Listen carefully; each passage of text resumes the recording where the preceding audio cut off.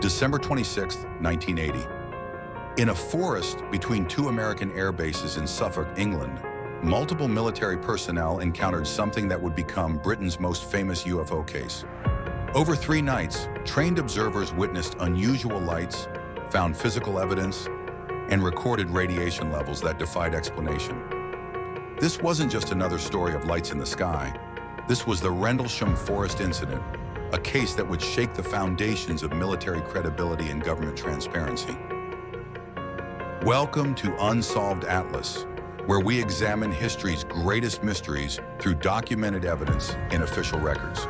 Today we're investigating the Rendlesham Forest incident, often called Britain's Roswell, with multiple military witnesses, physical evidence, and official documentation. This case represents one of the most compelling UFO encounters in history. It began in the early hours of December 26th, when security patrolman John Burroughs and Jim Penniston responded to reports of unusual lights near RAF Woodbridge. Thinking an aircraft might have crashed, they ventured into Rendlesham Forest. What they found instead was a triangular craft, approximately 3 meters high, covered in strange hieroglyphic symbols. Penniston, who got close enough to touch it, made detailed sketches in his notebook and described it as smooth black glass. The object left 3 depression marks in the ground, forming a triangle. Penniston took plaster casts of these impressions, and nearby trees showed broken branches as if something had descended through them. Most significantly, the team detected radiation levels in the landing area that were significantly higher than the surrounding forest, readings that were later confirmed by RAF Bentwater's disaster preparedness officer.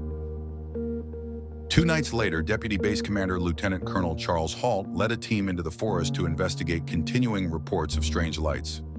Halt brought a Geiger counter and a tape recorder, creating a real-time audio record of the events.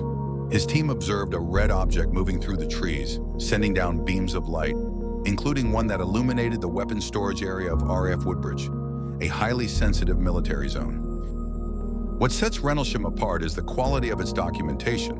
Halt filed an official memorandum to the Ministry of Defense describing the events, known as the Halt Memo. He also made a detailed audio recording during the second night's events, capturing his observations as they happened. These official records, combined with the radiation readings and physical evidence, make Rendlesham one of the most well-documented UFO cases in history. Initially, both the U.S. Air Force and Britain's Ministry of Defense downplayed the incident.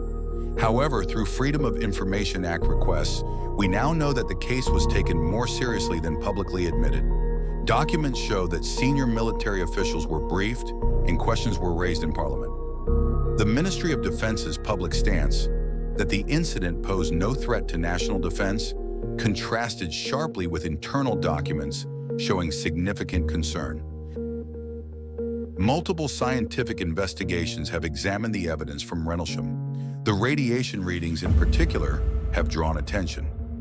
Dr. David Clark, a UK UFO researcher, noted that the levels recorded were significantly above background radiation.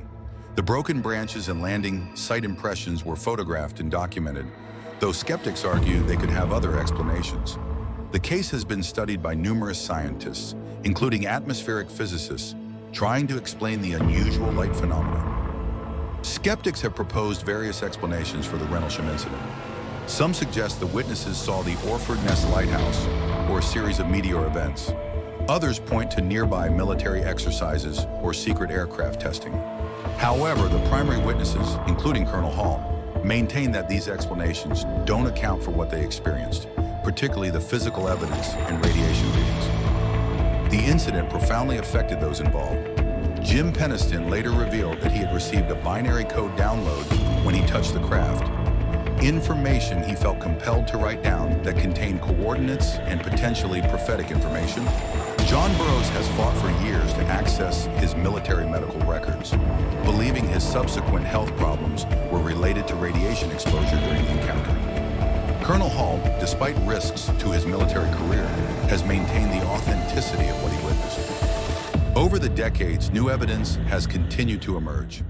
In 2010, retired Colonel Halt signed an affidavit claiming that the UFOs had been actively targeting nuclear weapons storage areas at RAF Bentwaters.